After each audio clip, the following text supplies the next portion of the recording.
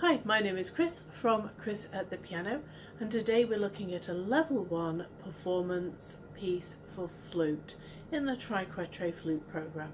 This piece uses the note G, A, B and thumb off the back for C, always making sure the little finger is here. This is Les Bouffons, a Renaissance dance from around about 1589.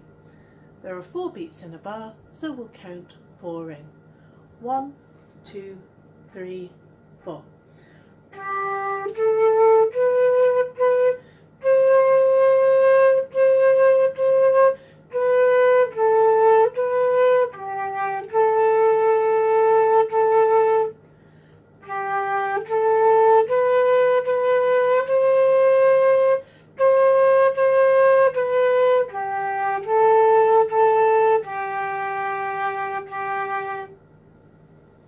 Remember to count as you play, and play it slowly to start off with.